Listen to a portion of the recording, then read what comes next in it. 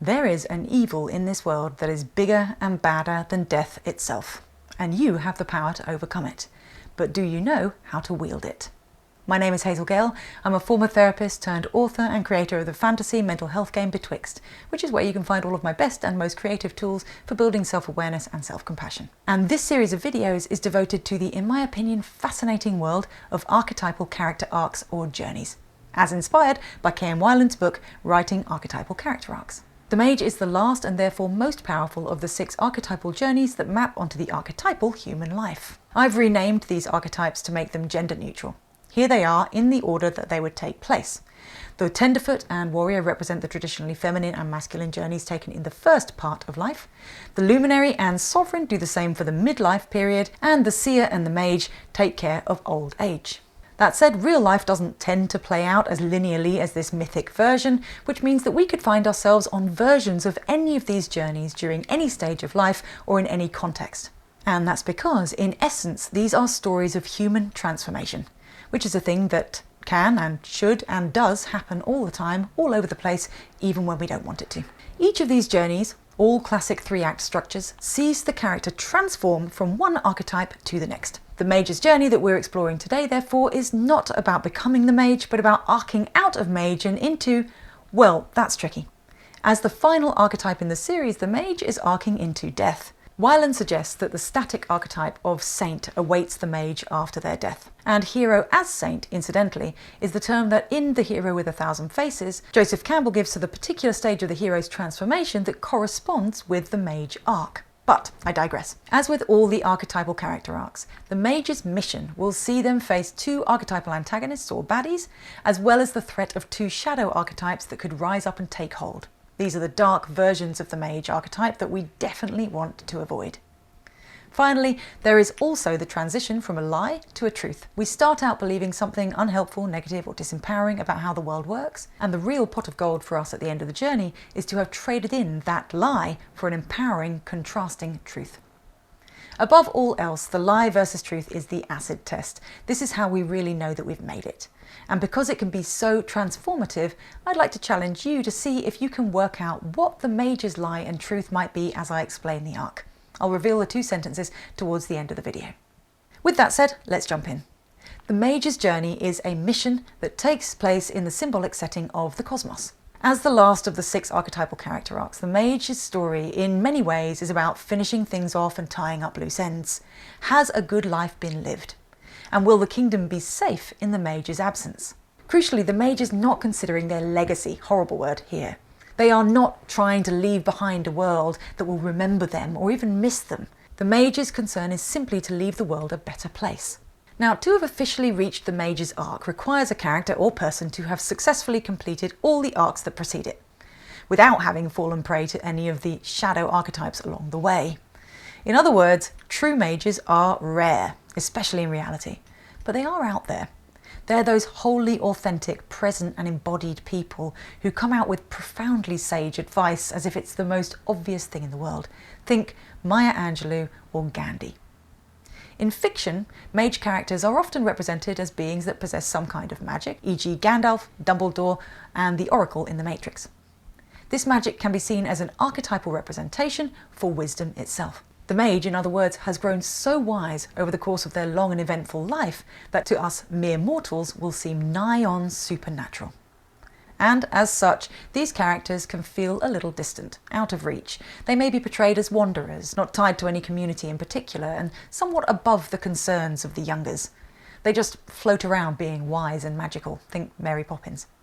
Alternatively, the Mage could show up as some kind of humble, monk-like character who's shed the need for all their worldly possessions and is content to sit around being dispassionately wise. Think Yoda.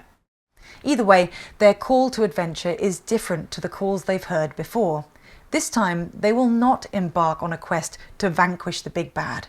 Instead, they must accompany another character, perhaps a warrior off to kill the dragon, or the sovereign that faces a cataclysm, as a mentor and guide. Now, in all their superior wisdom and experience, the Mage will, by necessity, have let go of their attachment to many worldly things already. But they are not entirely ego-free yet. there are still things and people that they care about, and therefore there are still egoic temptations and risks for the mage to traverse before they can leave this mortal plane. The mage's battle, then, is largely internal. Will they use their wisdom to empower and guide those they accompany? Or will they use it in the service of their own selfish goals by controlling and manipulating others in order to get their own needs met? Similar to the luminary's conundrum, but exaggerated, the mage's biggest challenge is one of letting go. Letting those they love be themselves, letting people make their own mistakes and come to their own conclusions about things. And so this story provides us with a powerful and difficult lesson in empathy, understanding, mutual respect and trust. Unlike a born-again non-smoker or non-drinker, even though the mage knows how to make an incredibly healthy transition, they must resist the urge to tell people how to live their lives, which invariably means watching those they love harm themselves and saying nothing. Oof, and now you know why they need magical powers. It's via this agonizing initiation/rite of passage that the mage achieves their spiritual rewards of transcendence and non-attachment. But of course, they don't get their hands on those sweet prizes without having to face some pretty epic antagonists. Now, if you've been following this series, you'll know that in order to pass their test in the last arc, the seer literally befriended the archetypal antagonist of death, which may leave us wondering what on earth could top it. Can there really be a level of big bad that's worse than death? The answer, unfortunately, is yes, and you have met it in your life, guaranteed. The mage's key antagonist, evil, comes in two forms. Firstly, as its pure and simple self, but pure evil is so abstract that it's unlikely to be personified in any fictional stories. Instead, it tends to show up more energetically, like a badness that just exists in the world. Think the Eye of Sauron in Lord of the Rings, or the dark side in Star Wars. But then there's a much more familiar, tangible way for this baddie to affect us. I love this passage from Weiland's writing archetypal story arcs, so I'm going to quote it directly. Quote, "By the time the crone," that's the seer in our terms, "makes peace with death, it rather seems that there's no concept of evil left to confront. But the wisdom of the mage sees a bigger picture that, in the earlier arcs, could only be instinctively and incompletely grasped. Perhaps most surprisingly, what the mage recognizes as evil is not so much a vast and primal entity, but rather something comparatively small. The evil that is in the destruction and unhealth of the hearts of humankind."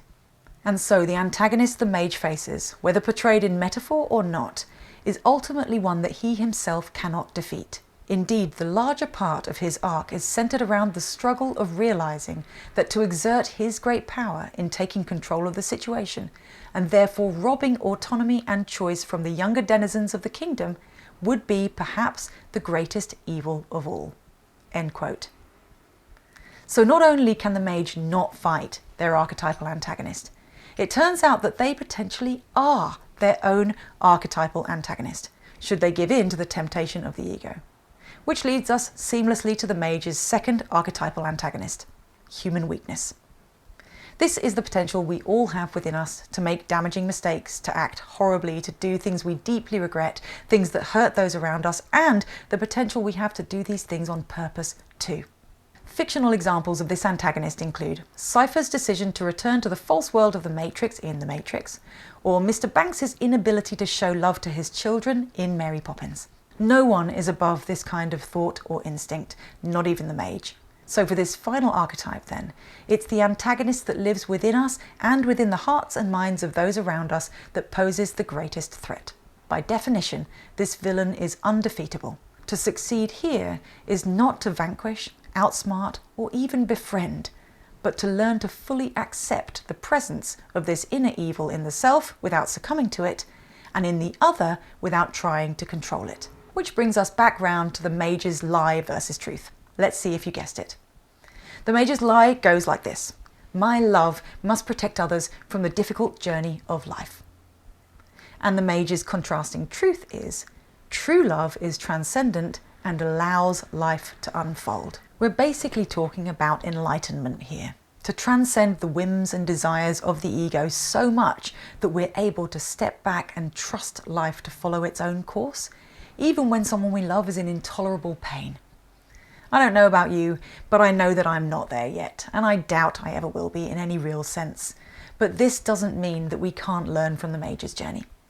Anytime we're tempted to meddle, to sway, or to outright control others, anytime that we feel that we have superior knowledge or experience or wisdom, and anytime that we witness quote-unquote evil in the hearts of others, we face the Mage's core test, which is ultimately one of acting from a place of humility and trust. I'm sure you've faced this test before. I'm sure also that you've failed it at least once, but maybe you've passed it too. I would love to hear your thoughts and stories in the comments. And as always, I really hope this helps. Finally, if you'd like to take an epic journey through a magical world in the name of personal growth and wellness, then you can download Betwixt, the mental health game, which is available on the iOS App Store and Google Play.